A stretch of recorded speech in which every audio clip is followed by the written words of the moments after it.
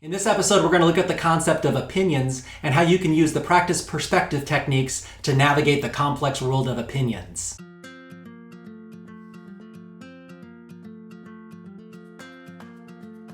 Hi, this is Dan Schuck at Glass Half Question. What's your perspective? What's your opinion? Are those the same thing? Have you ever been frustrated by someone else's opinion? Have you ever felt like your own opinion was not understood by others? This is all part of my Glass Half Question project, and also the theme of my children's book for grown-ups, A Glass Half Empty or Half Full, which you can find on Amazon or barnesandnoble.com. If you want to learn more about perspective and how to find balance in a world of opinions and biases, I hope you'll join me here on the Glass Half Question YouTube channel and hit that subscribe button now. You might also want to look at previous videos in this series where we've discussed what the differences are between facts and perspectives and why understanding perspective is key for finding balance, happiness, and success in life. We've also discussed that this is something that takes practice, and I've run through a few techniques that will help with considering alternate perspectives to learn from them. If you haven't seen any of these videos, you might want to refer back to them either right here or you can go to www.glasshalfquestion.com for the full catalog. But we haven't really discussed opinions, and you may be wondering if these perspectives I keep going on and on about are really just opinions. In fact, I do sometimes slip myself and use the terms perspective and opinions interchangeably, but the fact is they're not exactly the same thing at all. Opinions are a type of perspective, but not all perspectives are opinions. Opinions are a very powerful kind of perspective. They're extremely useful, but also sometimes dangerous. This is one place where we do recognize that we have a unique perspective and name it and claim ownership to it. It's my opinion, we'll say. Other types of perspectives still exist outside of opinions. Some of them we are aware of but don't really consider opinions. Other perspectives, as we've discussed before, we're not even really aware we have. Often these are relative perspectives. Some of these hidden perspectives are what we call biases, and I'll be talking a lot more about biases in this series. Our definition of opinion is very similar to perspective, and it could be easy to confuse them. An opinion, we are told, is a view or judgment formed about something, not necessarily based on fact or knowledge. Often they are based on pre-existing perspectives and pre-existing opinions. But again, a key difference is that with opinions, we are aware that they exist, and generally we are proud to claim ownership for our opinions. Opinions play an important role in how we communicate and interact with one another. It is not uncommon for people to write down their opinions, and as you know, this is one of my tips for practicing perspectives. Write down your observations of your perspectives. These opinions generally include a judgment or a set of directions, and by defining our opinions as such, and then sharing and communicating about them with others, we are able to compare perspectives, debate differences, and motivate ourselves to take action. Opinions sound like pretty important things, and indeed they are, but I also mentioned they can be a little bit dangerous. Don't worry, not that dangerous.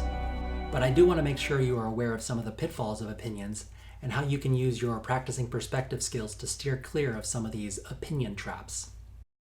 Our truth equals our understanding of facts plus our existing perspectives, some known and some unknown.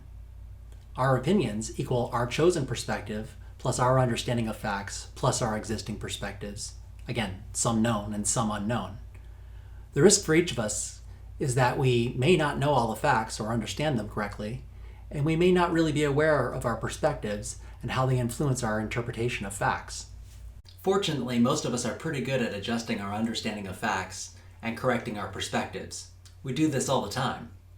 We learn new facts and new facts about facts, and we also learn from each other to improve our perspectives. When we are practiced on this, especially when we practice perspective, we are lined up to be successful and happy in this. But when it comes to opinions, there are some traps. Because we have chosen to back a particular perspective and to defend it, even if we have lots of facts and good reasons and solid supporting perspectives, it inherently diminishes our natural tendency to correct our understanding of facts and more so to correct and improve our perspectives. There's a lot to unpack there, and you may think I'm about to talk about politics, but I'm not crazy. Let's talk about something a little more safe. Let's talk about sports. Actually, let's talk about sports fans. Now, I can tell you that as a fan growing up in a B market, I've been a fan of underdog sports teams my whole life. But even if your favorite is a perennial top team in the league, most of us have chosen a team, or maybe a few teams, that we root for. We have each formed and sometimes broadly exalt our opinion that whatever team we root for is the best team in the league, or at least should win the game. We choose these perspectives, these opinions, for a lot of reasons. Probably the top reason we pick a sports team to support is because they are the hometown team. It's an easy choice. Everyone else we know around us, often even our families, share that perspective that this is the team. Another reason we might decide to become a fan of the team is that we are drawn to the talent, perhaps a star player or perhaps a winning team combo. But admiration for the team's abilities, even if they are not the local or regional team, is another reason some may choose to be a fan of a particular team. And sometimes we just like the color of the uniforms, or we think the logo is cool. Sometimes we even pick a team just because no one else likes it, because it's fun to be a contrarian. In any of those scenarios, there is a risk that some of our existing perspectives may bias our choice about which teams to support, which opinions to have.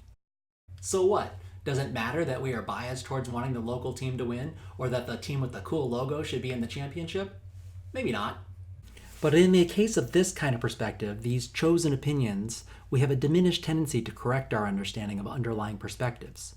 For example, we may know darn well that our top player isn't really that good, but still buy that jersey with his name on it. It's the word choose that holds a lot of power with opinions. Sports writer Eric Simons wrote this great book called The Secret Lives of Sports Fans, The Science of Sports Obsession. And in it, he quotes Arthur Aaron, a psychiatrist professor from UCLA, who was saying that if we mapped the brain of a sports fan as she looked at her favorite team or player, we would expect to find a response similar to one she has when she looks at a picture of her spouse. In fact, what we see is that people react much more as if they are looking at pictures of themselves, and are much more likely to have thoughts that are aligned to being one of the players on the team they've chosen. Ever notice that we fans tend to use the word we when we talk about our teams? We really beat them this weekend. We've got a good shot this season. We really need to turn this around. Choice is fantastic, and the fact that we each ultimately get to choose our opinions should be good news to each of us. However, the choices we make are also investments. They are emotional investments we make to support a particular perspective. Once we've invested that choice into an opinion, somewhat independently of what new facts we learn or changes in perspectives we might later develop, we are swayed by that emotional investment in the opinion. This is a very long way of saying that we can't keep an open mind when it comes to our opinions. This is really important, and in the next episodes of this series, I'm going to talk more about how you can use the practicing perspective techniques to look at your own opinions and the opinions of others. It's a really powerful tool, but also remember that opinions are strong because we have an emotional investment in them. This means that the practicing perspective techniques need to be handled a little carefully when it comes to looking at opinions.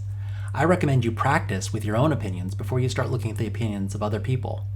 Over the next week, try to think about what perspectives you have chosen and named your opinions.